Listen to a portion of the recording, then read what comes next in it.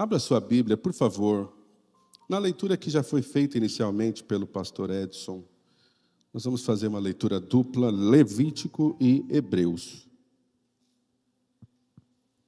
Levítico, capítulo 27, e Hebreus, capítulo 12. E os versículos são os mesmos, 28 e 28. Levítico 27 diz: Todavia, nenhuma coisa consagrada que alguém consagrar ao Senhor de tudo o que tem, de homem ou de animal, ou do campo da sua possessão, se venderá nem resgatará. Toda a coisa consagrada será santíssima ao Senhor. Hebreus 12, 28. Por isso, tendo recebido um reino que não pode ser abalado, retenhamos a graça, pela qual sirvamos a Deus agradavelmente, com reverência e piedade. Amém? Você pode se assentar.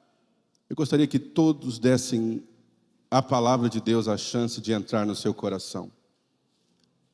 Eu gostaria de pedir à diaconia que controlasse nenhum crente, nenhum obreiro, nenhum líder, sem ouvir a palavra, por favor. Sendo essa a primeira mensagem desse ano, é de fundamental importância que você dê o devido lugar para Deus e para a sua palavra no seu coração, amém? Amém? Opa, glória a Deus. Esta manhã eu quero conversar com você, um papo, conversar mesmo, sobre serviço, sacrifício e conveniência. Serviço, sacrifício e conveniência. Nós fizemos uma leitura do livro de Levítico, e o livro de Levítico, um dos livros da lei, escritos por Moisés, ele é um manual que orienta o povo de Israel sobre como se aproximar de Deus por meio do serviço e do sacrifício. Detalha as funções do sacerdote, as instruções para os diversos tipos de ofertas e sacrifícios, como holocaustos, ofertas de paz e expiação, pacíficas, e as leis de pureza e santidade. O tema central é a santidade de Deus, diga santidade de Deus. E a necessidade de uma vida santa para aqueles que o servem. O serviço a Deus é demonstrado pela obediência às suas instruções e pela mediação sacerdotal, enquanto os sacrifícios simbolizam arrependimento, consagração e comunhão com o Criador. Nós não realizamos cerimônias como o povo judeu no Antigo Testamento. Como participantes da graça e vivendo na nova aliança, tais leis e obrigações já não se aplicam. Todavia, apesar da forma não ser aplicada, o princípio permanece. Diga princípio. Então nós vamos tentar entender a diferença entre Levítico e Hebreus e a aplicação de cada um antes de eu entrar nessa conversa com você. Os livros de Levítico e Hebreus estão profundamente conectados, porque ambos exploram o tema do relacionamento entre Deus e o ser humano por meio de sacrifício, sacerdote e santidade. Levítico estabelece o sistema de sacrifícios e o papel do sacerdote na antiga aliança, enquanto Hebreus revela como esses elementos se cumprem de maneira definitiva em Jesus Cristo na nova aliança. Então, número 1, sacrifícios. Em Levítico, os sacrifícios são centrais para a expiação dos pecados e a comunhão com Deus. Eles incluem holocaustos, ofertas pacíficas, expiação, reparação, cada um com um propósito específico. Hebreus ensina que esses sacrifícios eram uma sombra das coisas que viriam e que Jesus, ao oferecer-se como sacrifício único e perfeito, aboliu a necessidade de sacrifícios contínuos. Sacrifício, número 1. Número 2, sacerdócio. Levítico apresenta o sacerdócio levítico com Arão e seus descendentes, como mediadores entre Deus e o povo. Esses sacerdotes ofereciam sacrifícios regularmente e intercediam pelo povo. Hebreus, porém, descreve Jesus como sumo sacerdote, eterno, segundo a ordem de Melquisedeque, Hebreus 7, 11 ao 28, cujo sacerdócio é superior, porque é eterno e baseado em sua vida perfeita e sua ressurreição. Terceiro ponto, santuário. Levítico detalha o tabernáculo como um lugar onde Deus habita entre o povo e os sacrifícios são oferecidos. Hebreus explica que Jesus entrou no verdadeiro santuário celestial, não feito por mãos humanas, e ofereceu seu próprio sangue como redenção eterna. Ponto 4, santidade. Levítico enfatiza a santidade de Deus e a necessidade de que o povo também seja santo. Sede santos, porque eu sou santo. Levítico 19, 2. Hebreus reforça esse chamado à santidade, mas com o entendimento de que ela é alcançada por meio de Jesus e do poder do Espírito Santo em nós. Então, Levítico, de certa forma, está aqui mostrando para a gente, oferecendo o fundamento desse sistema sacrificial do sacerdócio, enquanto Hebreus, no Novo Testamento, revela como esses elementos apontavam para Cristo, que os cumpre, e não somente cumpre, mas supera, inaugurando um novo e vivo caminho para nos aproximarmos de Deus. Servimos a um Deus que requer de nós santidade, diga santidade, e um nível de serviço que seja excelente. Por mais que não se aplique o termo sacrifício como na antiga aliança, nós somos encorajados por Paulo a oferecermos o nosso corpo em sacrifício vivo, santo e agradável a Deus, que é o nosso culto, ou seja, com o entendimento, eu sei o que eu estou fazendo. Em outras palavras, sacrifícios de animais e oferendas, como no Antigo Testamento, não são necessários, mas uma vida comprometida a Deus, com Deus, através da santidade e de um serviço excelente, são pré-requisitos para quem deseja viver para Deus. Então, santidade, serviço. O que tem a ver, qual a relação ou a necessidade de, para fazer, eu ter que primeiro ser? Alguns de nós sabem muito bem fazer o que se propõe a fazer. Então, estou longe de ser um grande pregador, mas se me der a oportunidade de pregar, eu vou pregar. Porque eu sei pregar, Deus me capacitou para tal. Não há necessidade de perguntar se os irmãos que ministram no louvor dessa igreja sabem cantar. Você acha que eles sabem cantar? Os irmãos que tocam nessa igreja sabem tocar alguma coisa? Mas eles fazem por quê? Só porque sabem? Ou porque são designados e foram chamados por Deus para fazer e oferecer o que oferecem? Quando a gente decide, então, viver para Deus, é necessário a gente entender que a meta humana da conveniência não pode ser aplicada. Em geral, a gente pode determinar que a nossa conveniência é fazer as coisas que estão dentro do nosso escopo de capacidade ou da nossa realidade de conforto. E a palavra conforto por si só não é ruim, aqui eu vou explicar. Os irmãos que cantam sabem, por exemplo, quando a gente usa a palavra, eles usam o termo região, quando eles estão cantando. E aí se oferece uma canção, o tecladista passou a noite na balada, e ele toca num tom que não tem nada a ver e que está fora da região do cantor. Ele acha que quem tem que segui-lo é o cantor e não o outro lado. Acontece isso, não acontece, irmão? Acontece. E aí o que acontece?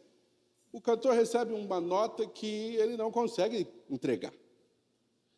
Porque está fora da sua realidade, a tonalidade leva para uma região diferente, por mais que ele seja bom no que faz, não é confortável. Agora, quando você entrega o que é confortável, por outro lado, você pode encontrar um cantor preguiçoso, que só canta na região que lhe é de conforto e não se prepara para crescer e ir além. Trazendo isso para a linguagem musical de quem toca, é fácil tocar em dó maior.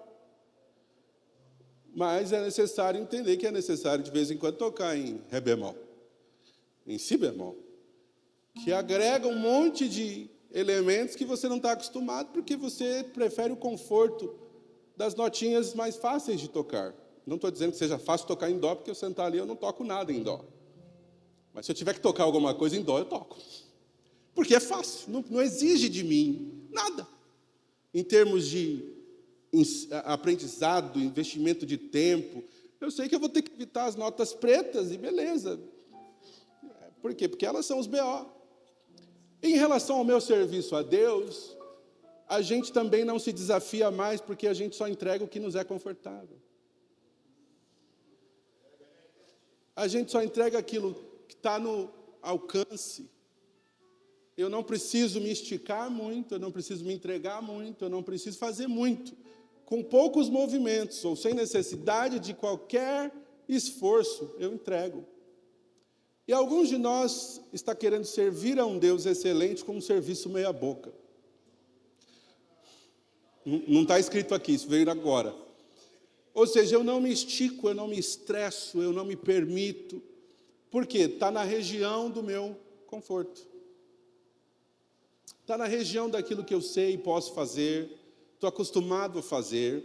Logo já não exige de mim a santidade na raiz da palavra, porque a santidade é consagração, é separação para aquilo. Ou seja, como é que você é consagrado para fazer algo para Deus e você não tem especialidade naquilo? Você só é aquilo que você faz repetidas vezes. E você só faz aquilo que é resultante de quem você é na essência.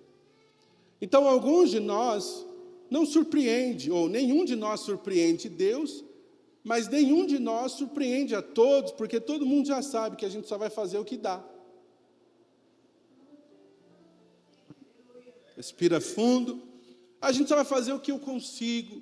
Eu só entrego o que é possível. Se estiver dentro da minha possibilidade de tempo, de dia, de hora, de dinheiro, de esforço, se eu não tiver que ouvir ninguém me enchendo a paciência ou pegando no meu pé, eu faço. Eu não gosto de ninguém pegando no meu pé. Eu não gosto de ninguém me criticando. Eu não gosto de ninguém me corrigindo. Então você já é o bichão mesmo. Todos nós precisamos de correção. O único que não precisa de correção é... Você sabe o nome dele, porque ele é perfeito nas suas obras, mas nós precisamos de ajuda, correção, de alguém que esteja de olho e nos ajudando a fazer melhor. Então, às vezes, a gente tem a ideia de que esse sacrifício, ele é uma palavra ruim, porque ele está exigindo da gente fazer mais. Mas veja bem, um sacrifício para Deus se torna ruim quando eu estou sendo levado, encorajado a fazer algo que não está na essência do que Ele me chamou para fazer. Mas se está na essência do que Ele me chamou para fazer, o sacrifício deve ser visto como uma oportunidade de crescimento, uma oportunidade de fazer mais e melhor, mesmo que me doa. E alguns de nós, no tempo em que vivemos, estamos procurando esse evangelho que simplifica a palavra sacrifício e diz para a gente que o maior sacrifício já foi feito. Jesus já fez, você não precisa fazer sacrifício nenhum. Gente, a gente tem que separar e diferenciar o que é sacrifício vicário para salvação e o sacrifício que faz parte do contexto da adoração. Que sacrifício que eu não preciso fazer porque Jesus já fez? Morrer. Você não tem que morrer pela igreja. Eu, como pastor, já tentei, mas não preciso morrer pela igreja. Graças a Deus eu fui mal sucedido na tentativa de entregar demais aquilo que Jesus está falando. Eu não pedi isso de você, eu já morri, já me sacrifiquei, a igreja é minha, não é sua, morre pela tua esposa, como a Bíblia diz, mas pela igreja deixa aqui comigo. Agora, é diferente no meu contexto de adoração, no meu contexto de separação e consagração a Deus, o meu sacrifício significa uma entrega que me custa. E alguns de nós estão querendo adorar e sacrificar a Deus com o dom do outro. Alguns de nós estão querendo, como a gente diz, honrar com o chapéu alheio. Alguns de nós quer servir a Deus e jogar nas costas de outra pessoa uma forma de consagração pessoal que Deus exige de você. Então, eu sei, no que diz respeito à minha pessoa, quais são os elementos que cobram de mim no que diz respeito ao meu sacerdócio, ao meu papel enquanto pastor e daqui uns dias enquanto bispo, porque a conta só aumenta. Pode existir, da frente das pessoas, uma beleza em ter a posição e a autoridade pastoral, mas há uma conta maior a se pagar. E alguns de nós não estão preocupados com a conta, estão preocupados com a pompa, que vem com ser líder, que vem com liderar, ministrar, pregar, sei lá o quê. mas a gente não está colocando no papel a conta de servir sacrificialmente. Então a gente busca a conveniência. E conveniência, a definição que eu tenho aqui é a qualidade de algo que é prático, oportuno, adequado, em determinada situação, facilitando a vida ou atendendo às necessidades e desejos de uma pessoa de forma cômoda. Eita, tem um negócio aí, de novo. Pode se referir a circunstância, objetos, serviços ou escolhas que proporcionam facilidade, conforto ou vantagem. Ou seja, se eu faço o que está diante de mim, que é fácil para eu fazer, é o conforto, é a conveniência. Lembra quando eu falei para vocês que tem uma igreja mais perto da sua casa, tranquilo você ficar lá? Por que você não vai? Ah, porque eu prefiro ficar onde eu já estou. Beleza. Mas também você não coloca no cálculo que para ficar onde você está vai exigir de você um serviço. E quando você fala assim, cansei, eu vou para uma igreja mais perto da minha casa, Deus requer o mesmo nível de serviço, ainda mais agora que tu mora do lado. A pergunta é, agora que eu posso ir a pé para a igreja, será que eu vou reverter o dinheiro da gasolina para o reino de Deus? Não, agora está mais fácil, é mais grana para o MEC. A gente está sempre, e eu não estou falando mal, nós como seres humanos, estamos sempre procurando aquilo que nos facilita. Não é? Fica fácil quando servir a Deus está assim, eu estendo o braço, estico a mão, não preciso sair do lugar, não preciso suar, não ponho a mão no bolso, não dou meu tempo para ninguém. E chamar isso de sacrifício vivo. Porque se não me tira do lugar do meu conforto, eu não posso chamar de sacrifício. Se não me tira de um lugar no qual eu estou acomodado, não pode ser chamado de sacrifício. Quando a gente olha para a pessoa de Jesus, a gente vê que ele toma uma decisão em obediência ao Pai, que é de fazer o quê? Abrir mão da sua glória eterna. O seu lugar à destra do Pai, e descer em obediência. E como Filipenses diz, ele foi obediente até a morte de cruz. Ou seja, o que Jesus propõe é saída da zona de conforto para viver sacrificialmente para Deus. Então, esse serviço meu para Deus, ou seu serviço para Deus, não deve ser feito meramente para que as pessoas vejam o quanto somos dedicados. Quanto somos dedicados? Mas deve ser o resultado verdadeiro de uma vida de piedade prática. Só falta 12 páginas, vai ficar tudo bem. Motivado pelo amor a Deus e ao seu povo a quem devemos servir. Ou seja, se ele me chama para servir e eu sirvo a Deus, eu não posso ser seletivo e falar, eu vivo para Deus, o meu irmão que se lasque. Não cabe na mesma frase serviço a Deus e o meu irmão que se lasque. Não cabe na mesma frase serviço e sacrifício a Deus e não estou nem aí para a liderança. Não cabe na mesma frase sacrifício a Deus e eu vou o dia que eu quero. Não cabe na mesma frase sacrifício a Deus e o importante é estar no primeiro domingo da ceia. Não cabe. Porque você está vivendo convenientemente o Cristo a quem você diz servir. E disse cristão, evangélico, pentecostal, ele começa saindo do comodismo. Jesus não desenvolve um ministério incômodo, Jesus inicia no incômodo do ministério. Eu começo e a coisa já está doendo.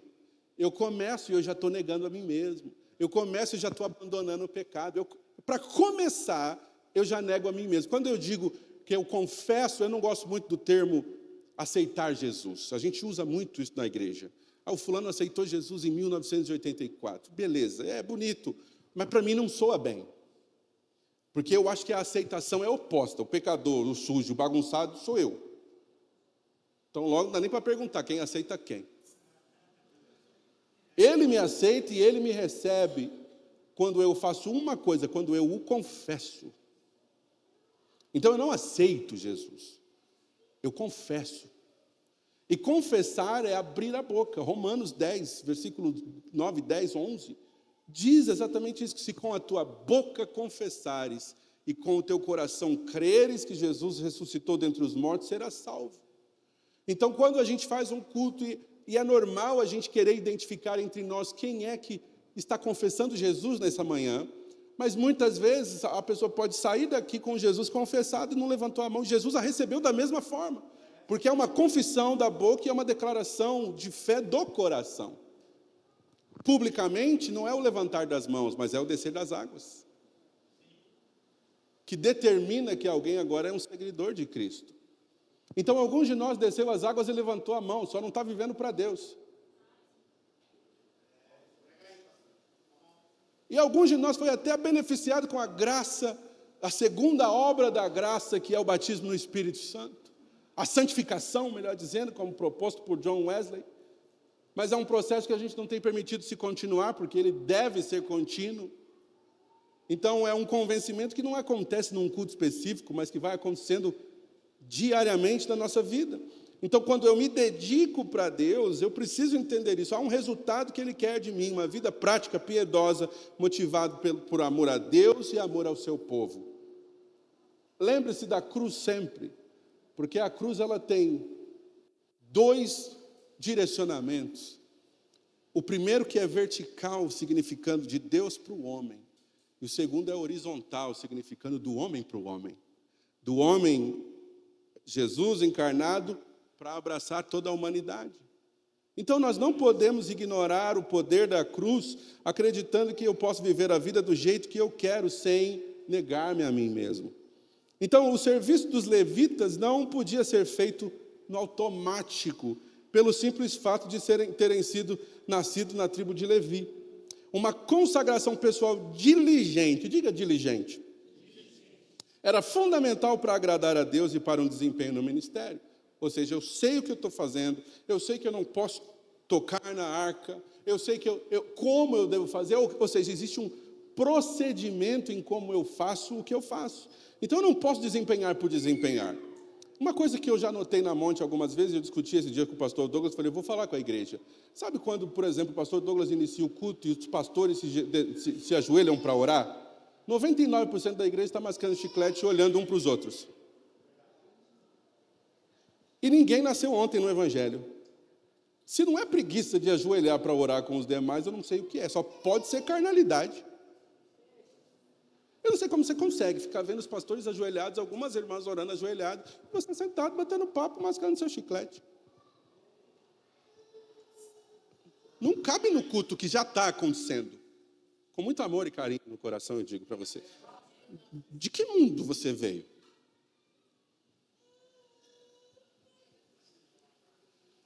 Eu vou fazer uma comparação. A comparação do crente para o católico. Para o crente entrar na igreja, ajoelhar e orar, é o mesmo que o católico passar na frente da igreja e fazer o sinal da cruz. Eu ainda vejo católicos fazendo o sinal da cruz. Ele está no ônibus, ele está onde quer que esteja. Ele passou na frente de uma igreja católica, ele faz o sinal da cruz. E eu sou de um tempo que um crente chegava na igreja e sabia o que era orar. Orar para o crente ao entrar na igreja é limpar os pés.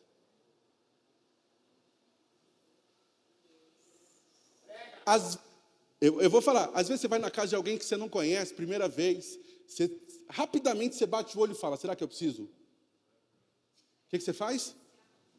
Aí a pessoa vai falar, não precisa. Aí você põe de volta. Mas você vem do mundo para a casa do seu pai, e que se lasque a oração de purificação. Desculpa, o termo se lasque voltou pela segunda vez na mensagem. Se lasque o meu irmão, e que se lasque a oração de purificação. Então, nos nossos dias, infelizmente, muito do serviço na casa de Deus, o serviço é motivado pelo ser visto. E a pergunta é, o quanto você quer fazer aquilo que não vai te apresentar para ninguém? Você teria a mesma dedicação para estar num ministério que ninguém sabe o teu nome? Do que você tem como é para liderar a diaconia?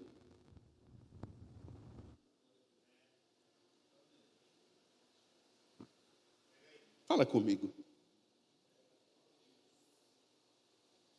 Pessoas acreditam que o ministério serve para o seu bem pessoal, exposição de suas habilidades ou com base no fato de não ter alguém que possa fazer melhor. A gente reclama de quem está fazendo. Mas na hora a gente não faz melhor e a gente não tem a mesma dedicação de quem está fazendo menor, menos, ou de forma mais pobre do que nós faríamos. É básico. Então a gente precisa se posicionar. Deixa eu explicar uma coisa. Alguns de vocês estão olhando assim, essa mensagem não é para mim, porque eu não faço nada na igreja, é para quem está trabalhando de forma suja, sem se purificar. Não, eu estou pregando para você também que não está fazendo nada. O texto que a gente leu na abertura de Hebreus 12, 28 diz assim: tendo recebido um reino que não pode ser abalado, retenhamos a graça pela qual sirvamos a Deus. Opa, quando a graça chega, ela já chega para você servir. Mas eu não descobri ainda. Então, eu posso te dar uma missão? Lava o banheiro para a igreja semana que vem? Não é isso que Deus me chamou para fazer. Não tem graça para lavar o banheiro, não tem graça para nada.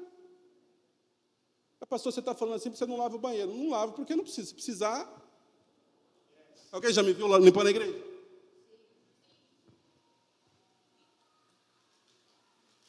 Então, alguns de nós assumem um ministério e não se atenta para o fato de que... Como é que escreve? Ministério, né?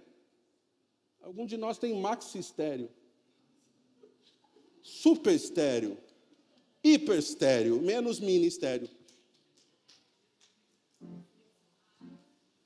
É muito bálsamo para 2025 todinho, gente. Ministério. Não é assim que a palavra ela é criada, tá? Essa não é a origem da palavra.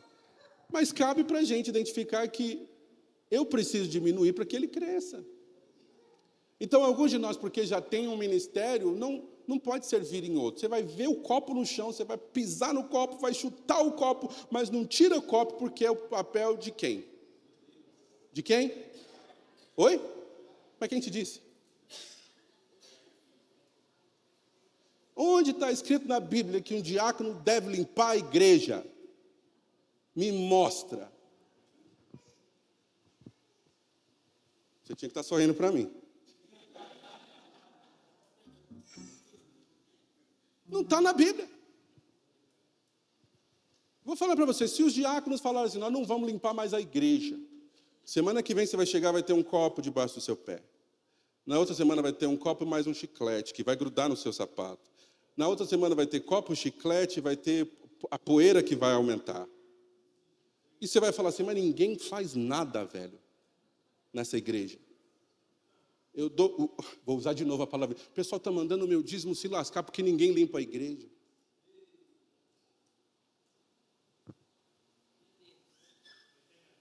E na minha concepção pastoral, diáconos são os olhos do pastor para o cuidado do povo e não do prédio. O povo que limpa o prédio. Eu acho que essa pregação tinha que trazer à existência um comitê de limpeza da igreja. Sem envolver os diáconos. Porque você não sabe o que os diáconos fazem quando você não está vendo eles no culto. Ah, pastor, mas faz alguma coisa? Você acha que a igreja para a hora que a gente fecha essa porta?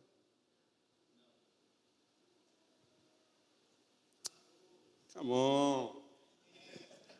Nem fui ordenada ainda, já veio um negócio novo, eu estou tintindo. É justo? Eu pastorei uma igreja do interior que ninguém queria fazer nada, a diretoria pensava, a diretoria trabalhava comigo. O que a gente fez? Começou a pagar gente de fora para fazer. Ué, que diácono não é obrigado a nada. Diaconia, por favor, me ajuda, não vai encher o peito, não, porque aí a palavra coloca você no seu lugar também. Foi o bispo? Não, ninguém falou nada. Eu estou tentando trazer a igreja para o entendimento de que quem limpa a igreja é a igreja. Quem limpa a igreja? E você é o quê? Vou perguntar aqui nos meus irmãos da Bahia, e você é o quê? Então, o copo que você viu no chão, isso aqui é lição para 2025 inteiro. O copo que você viu no chão, o chiclete que você viu na cadeira, que eu não sei quem põe chiclete, não é crente quem põe chiclete na cadeira. Não importa o que for, é você.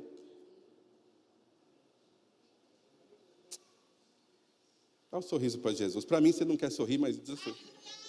Dá um sorriso para o Senhor da igreja. Mas eu vou falar para você, por mais que alguns de nós queira ministério para ser visto, Deus não é refém de ninguém, muito menos dos seus servos. Deus não bate continência para ninguém.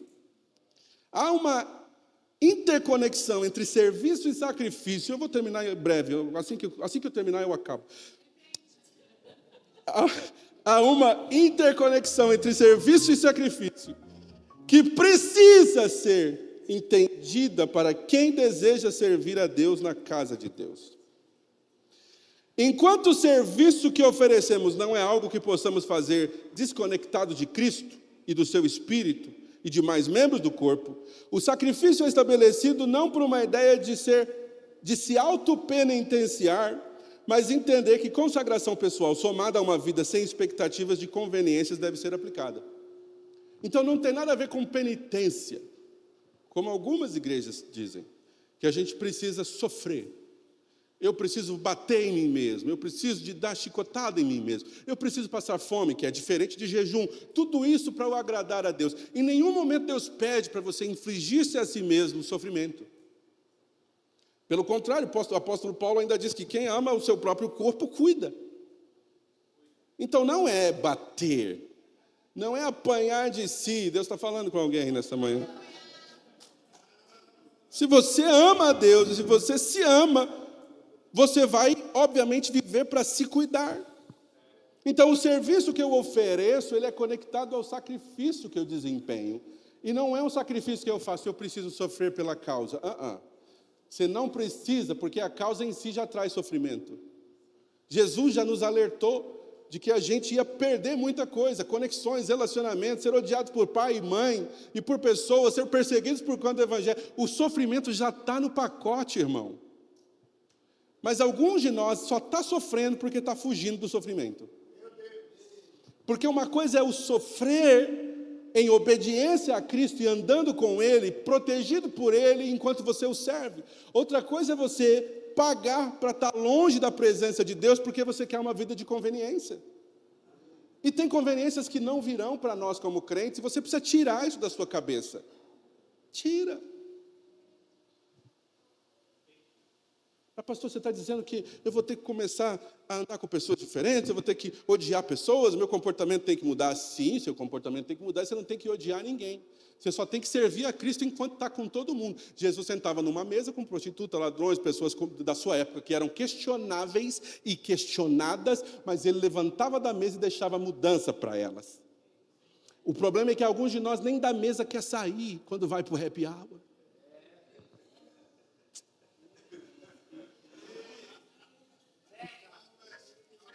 Você pode ir para o happy hour. E eu vou falar para você, se tu é um crente de verdade, você tem que ir. Mas quando você levanta, tem um cheiro que tem que ficar.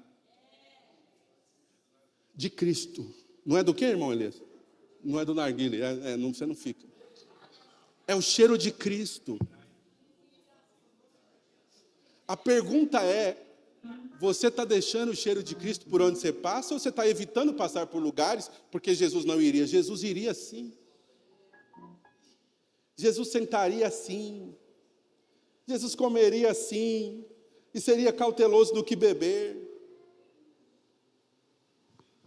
E ao levantar da mesa, as pessoas perguntariam, quando é que ele volta para a mesa? Quando é que ele pode continuar aquela história? Como é que ele pode continuar nos dando mais parábolas? A pergunta é que o Cristo não tem sentado com a gente nas mesas de happy hour. A gente não tem dado chance para as pessoas sentirem falta de Cristo quando a gente sai da presença delas. E tem o outro grupo, que é o grupo que fala, eu nem ando com gente que não é crente. O pior é a sua bagunça.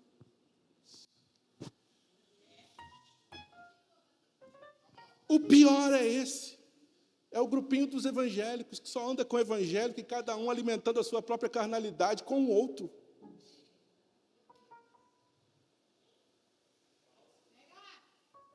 Eu não sei qual grupo é pior. O grupo que não quer representar Jesus na mesa do happy hour. Ou o grupo que não consegue representar Jesus nem com crentes que já aceitaram Jesus. Nossas conversas não batem com o que está escrito. Nosso comportamento é errôneo, complicado e leva as pessoas para perderem a fé em vez de serem consolidadas. Então eu preciso, à medida em que eu começo a rumar para o fim dessa mensagem, e no horizonte eu vejo que faltam 9 tópicos, eu gostaria de deixar para vocês alguns conselhos práticos, e práticos mesmo, não vou me ater a eles por muito tempo, sobre como você deve desempenhar o seu papel na casa de Deus e na sua vida com Deus, que reflita no seu serviço e sacrifício individual e no seu desempenho na casa de Deus. Mas que desempenho? Eu não faço nada. Para você que está ouvindo e respondendo assim, é isso mesmo, você precisa fazer alguma coisa. Você precisa fazer a pergunta, o que essa casa precisa que eu posso oferecer? Então, número 1, a gente está falando de consagração pessoal ao ler Levítico. Sacerdócio universal dos crentes, defendido pela reforma protestante. Levítico 27 e 28, tempos que nós já lemos. Entenda que consagrar-se é separar-se totalmente, diga totalmente, para agradá-lo. Seja santíssimo ao Senhor, não na ideia de ser santarrão, mas de separação e totalidade. Tudo que tem a ver com você precisa ter a ver com Deus e ser para a glória de Deus. Eu vou dar um exemplo muito prático e depois vocês que lutem. E se precisar, me peça ajuda. Consagração total a Deus é como a sua esposa ter acesso ao teu telefone celular.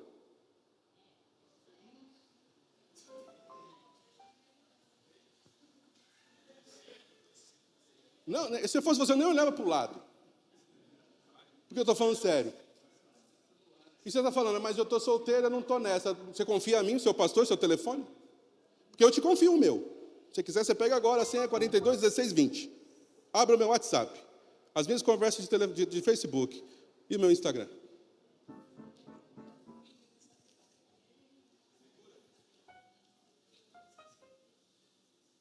Eu vou entrar em umas áreas obscuras agora. Veja só a dificuldade, veja só a luta. Quando eu comecei para a academia, maestro, ora por mim, maestro. Por conta de pesquisas, tudo que o Insta mostrava para mim.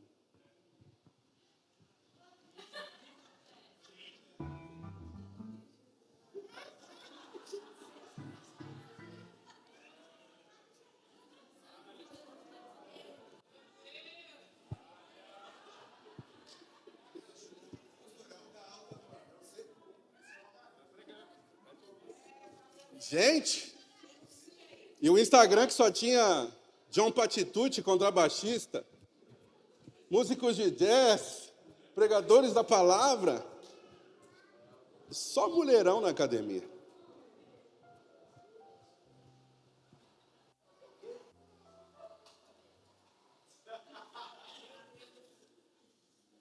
Vocês não vão gostar de mim até o fim dessa pregação. Mas eu não estou nem aí.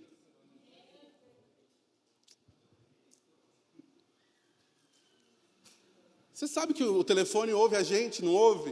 Então você fala academia, academia, academia, ele vai vir de Smart Fit, Gaviões, vai mostrar tudo para você. Se você falar sutiã, sutiã, sutiã.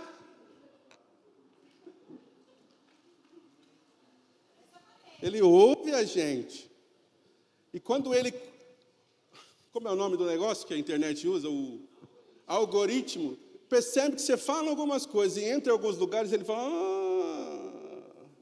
Toma. Então, gente, eu estou pregando para vocês aqui porque a gente vive uma realidade.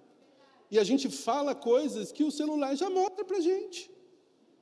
A pergunta agora é como é que fica a minha reação e como é que eu alimento esse algoritmo.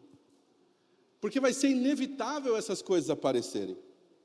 Mas eu vou precisar alimentar isso clicando, vendo. Você sabe que um dos motivos pelo quais você tem uma câmera frontal no seu telefone é para saber quantos milésimos de segundo o seu olho fica sobre cada coisa que você vê? A gente está preocupado só no que a gente ouve. Mas se eu passo alguns milésimos de segundo a mais em cada aspecto daquilo que é mostrado para mim, a tendência é que ele me mostre ainda... Não estava nem no script da pregação, mas o algoritmo celestial disse que era necessário falar sobre isso. Então, consagração pessoal ao Senhor é: minha esposa tem acesso ao meu telefone? Porque a gente tem costume... Ai, gente, eu preciso sair desse tópico. Mas a gente tem costume, eu tenho costume, eu ouço música, eu assisto pregação, e às vezes você vai para o banheiro e leva o celular. Mas a pergunta é, se você esquecer o celular e estiver no banheiro, você larga tudo para pegar o celular, isso mostra algum medinho. Isso mostra uma certa preocupação. Há um tempo atrás eu precisei corrigir um pregador amigo meu, pessoal.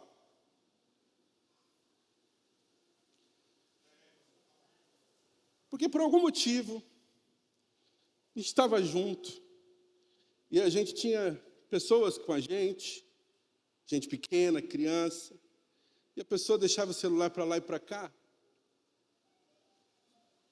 Sabe quando você pega o celular e mostra para a pessoa, entrega na mão de alguém para ela ver, para ela ouvir, para ela ler, sei lá, vê isso aqui. E esse pregador precisou da minha correção e interjeição imediata na vida dele. Porque ele tinha coisas comprometedoras no seu celular com uma irmã da igreja. Eu falei, Jesus, eu vou ter que corrigir esse cara. Porque o celular estava rolando e por pouco. Sabe quando você sabe do que eu estou falando, que todo mundo aqui tem celular. Não tem Bíblia, não tem, mas tem celular. Tipo, sabe quando você dava o telefone para a pessoa ver, essas aqui são as viagens do que a gente fez para o Chile. Tuf, bem, tum,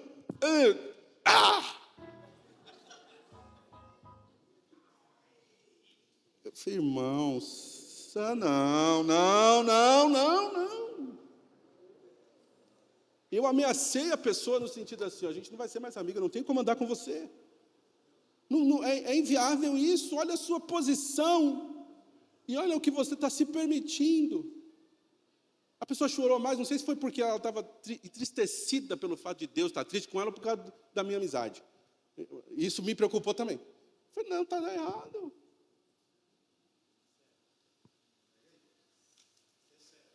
Isso não é consagração pessoal. Porque consagração pessoal é, meu dinheiro é consagrado, meu celular é consagrado, meu carro é consagrado. Se a gente mexer no seu carro, o que a gente vai? A gente vai encontrar camisinha no seu carro?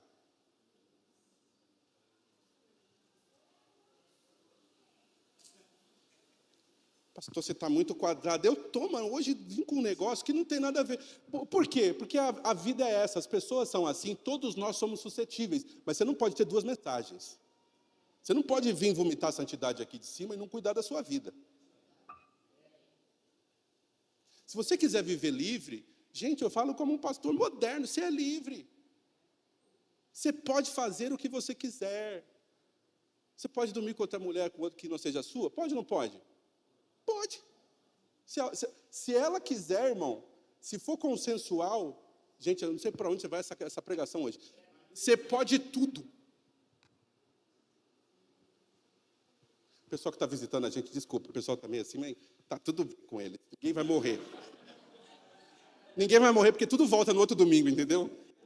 É tudo sem vergonha. Com muito respeito a todos vocês. Mas o nosso assunto, nossas conversas, nosso discurso tem que estar alinhado com o nosso comportamento. E a gente tem que abrir mão de alguns comportamentos que não glorificam a Deus. Por quê? Porque eu me consagrei. E lembra que a leitura de Levítico é quando eu me consagro, eu entrego. E agora, qual que foi a palavrinha bonitinha que você procurou na sua versão? Irremissível? Irremissível é aquilo que eu não posso comprar ou tomar de volta. Olha que coisa. Jesus me resgata do pecado, mas eu não posso me resgatar de volta. Irremissivelmente. Eu não posso me pegar de volta e agora eu estou livre. Porque o escritor aos Hebreus diz que é impossível que alguém que já tenha sido apresentado à obra da graça tenha que fazer tudo de novo. Então, Deus, eu estava pensando, eu abri mão de umas coisas no dia que eu te confessei, mas tem umas coisinhas aí que eu preciso de volta. Então, eu vou me comprar. Com que preço você vai se comprar de volta? O que você tem para oferecer que fala, minha vida agora é minha?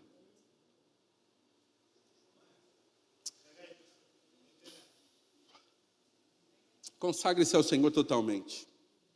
Não se esqueça dessa palavra-chave, totalidade. Não podemos departamentalizar nossa vida de forma que somente alguns aspectos dela sejam para Deus. A gente vive totalmente para Ele ou não vive para Ele. Você não pode vender ou comprar ou resgatar o que você consagrou ao Senhor. Então, número 1, consagre-se ao Senhor. Diga, eu vou me consagrar ao Senhor. Número 2, dependa da graça para servir. Mesmo que você tenha toda a habilidade do mundo, faça com graça. Que graça? A graça de Deus.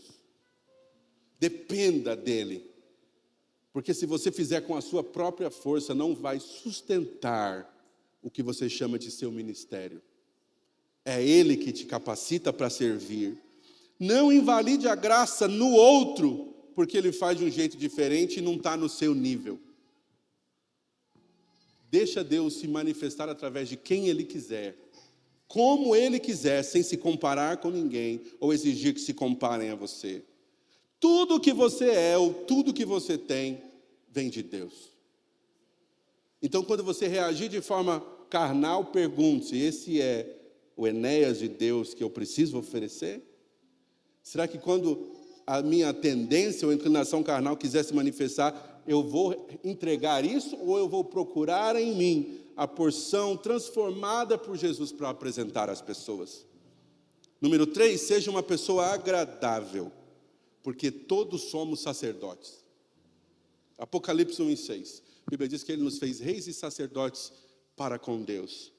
Então eu preciso ser uma pessoa agradável. Como representante de Deus, eu ofereço um Deus que é agradável às pessoas, ou seja, tudo que eu entregar é Deus entregando. Amém? Número 2, como sacerdote, você media entre Deus e o povo, representa Deus, intercede, é responsável por proclamar o Evangelho vivendo de modo consagrado. No Antigo Testamento, o papel do sacerdote, a função do homem como sacerdote, era representar Deus diante do povo. O povo diante de Deus, na hora de oferecer seus sacrifícios. Mas com a vinda de Jesus, todos nós nos tornamos sacerdotes. E nós agora representamos Deus onde a gente vai. Nossas palavras, nosso comportamento, nossas atitudes representam a Deus, porque quando eu abrir a boca para falar do Evangelho, a minha vida deve refletir isso. Como rei, você exerce autoridade e poder com Cristo sobre o pecado, sobre o mal e sobre as circunstâncias. Então, o papel de um rei é exercer autoridade. Você, onde quer que esteja, estende o domínio do Rei Jesus, onde quer que você pisa. Então, número 1, consagre ao Senhor. Número 2, dependa da graça para servir. Número 3, seja uma pessoa agradável. Número 4, viva reverentemente. E talvez aqui é onde eu comecei, quando a gente chega na igreja, deixa os outros orar e a gente não ora. Essa reverência significa respeito profundo, adoração e honra. Então, como é que eu posso viver de forma reverente? Eu vivo com integridade. Eu revelo quem eu sou em Deus e Deus em todas as áreas da minha vida. Ser íntegro é ser verdadeiro e completo. Eu não escondo nada do que eu sou. Mas também não fico jogando para as pessoas quem eu costumava ser. Eu sou quem eu sou em Cristo. E a integridade vai falar alto. Santidade é uma expressão de reverência. Eu me separo para Deus, logo eu reverencio Deus com a minha vida. Respeite símbolos e práticas espirituais. E o que eu quero dizer com respeite? Não banalize coisas fundamentais como oração, estudo da palavra, um evento como a ceia do Senhor, a comunhão com seus irmãos. E quando alguém está pregando, não sei se vocês já viram, de vez em quando tem uns crentes que vão embora na hora da pregação. Não, vocês nunca viram. Mas tem. E há um desrespeito, não só com o sacerdote que está pregando, mas com a mensagem. E eu pergunto, quem é a mensagem? Então, no momento em que alguém está pregando Jesus, você levanta e dá as costas para o pregador? Não, você dá as costas para a própria palavra. Então, a gente tem que ter reverência. E por último, para quem estava orando para isso acontecer, sirva com humildade e excelência. Minimamente, alguns de vocês vão amar isso, minimamente faça melhor do que o diretor da sua empresa pediria. Ah, pastor, é palhaçada, mano, eu ganho 12 conto. O cara pede o que eu quiser e eu faço. O que eu ganho na igreja?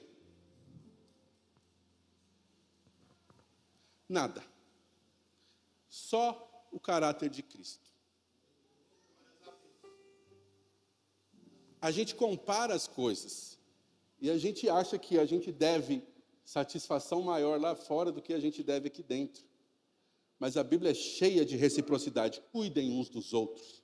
Amem uns aos outros. Levai os fardos uns dos outros. Gente, é muito uns dos outros. Mas alguns de nós, por conta de não viver em integridade, falam assim, estou fora, ninguém precisa saber da minha vida. E eu não vou bater continência para ninguém. O dia que eu for assalariado da igreja, talvez eu consiga. Aí o que você fala a meu respeito? Estou aqui, bispão, pregador. Quanto é que você me paga para eu pregar? Você não paga nada. Isso é uma delícia para mim, você não tem noção.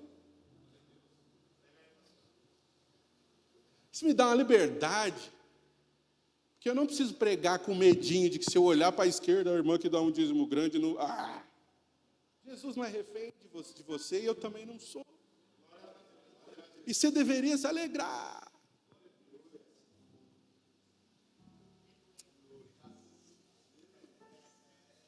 Eu confesso que eu estou terminando, mas não queria. Eu queria pregar mais 1h30.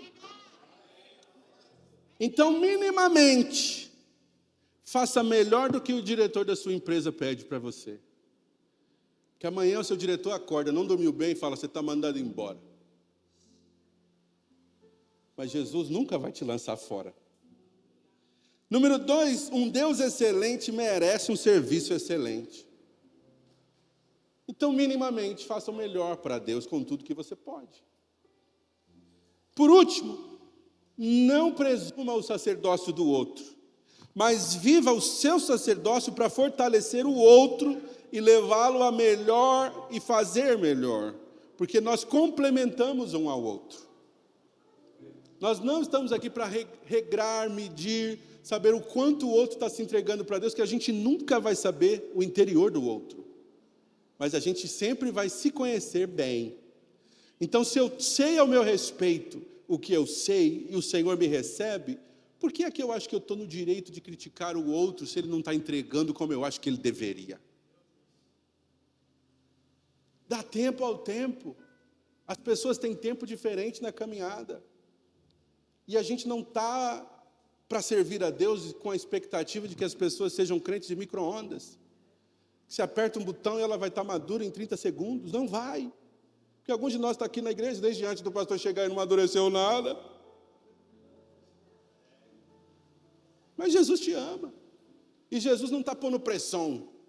Jesus está dizendo, quem quiser vir após mim, negue-se a si mesmo, tome a cada dia a sua cruz e me siga. Então Jesus está dizendo, é um por dia, é um pouquinho por dia. Melhora um tiquinho por dia. Sabe aquele papo de melhorar 1% por dia? Em um pouco mais de 3 meses você já deu uma dobrada aí em quem você costuma ser? E faça isso por Deus, porque de repente para a empresa você faz.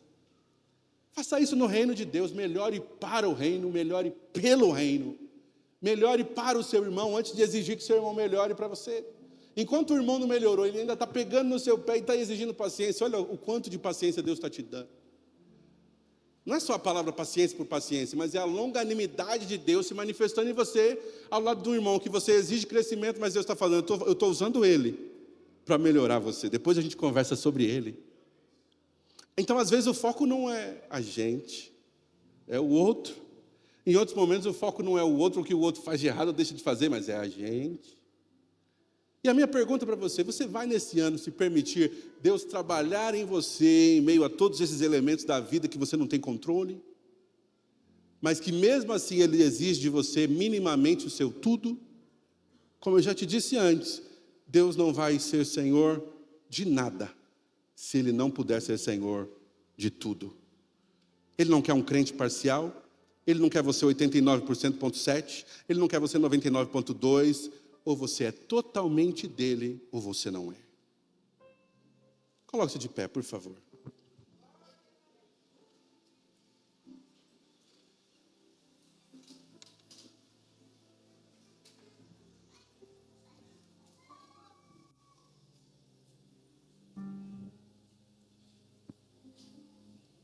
Eu já disse isso para vocês, vou falar de novo. Pregar o que eu prego e pregar como eu prego não é fácil. Porque é como se eu tivesse várias câmeras do BBB em cima de mim, 24 horas por dia. Eu tenho o Espírito Santo falando, Enéas, a pregação de domingo foi boa, né? Eu tenho a minha esposa como um instrumento de Deus do meu lado, que é um doce de coco.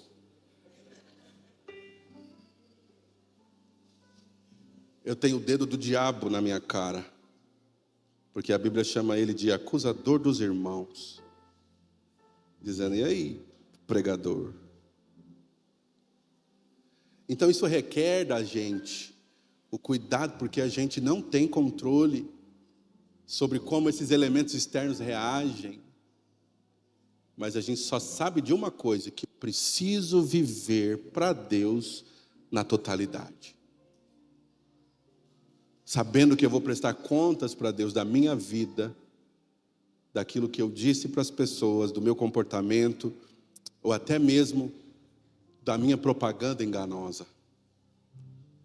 Porque infelizmente os nossos dias, os homens são isso, amantes de si mesmos, e são bons em propaganda. Vendem uma coisa que é difícil manter, mas acreditam que vão segurar a onda sozinho e não vão.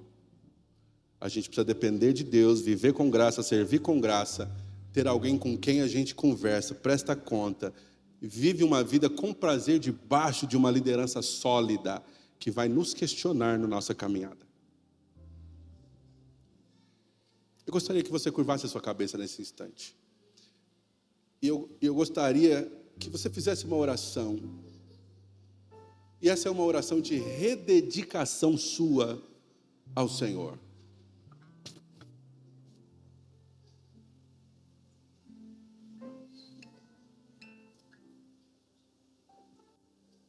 Fique à vontade. Permita o Espírito Santo entrar pelas áreas da sua vida que são obscuras, inacessíveis.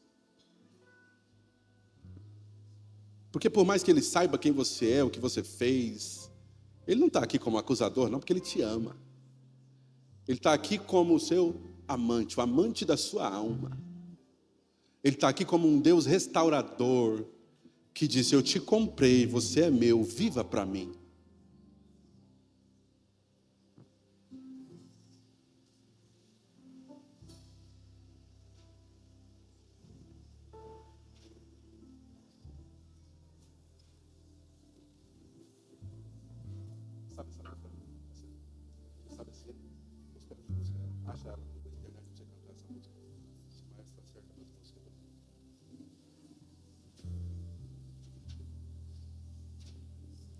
Fique à vontade, fala com Deus. O nosso sacerdócio está posto em xeque todos os dias.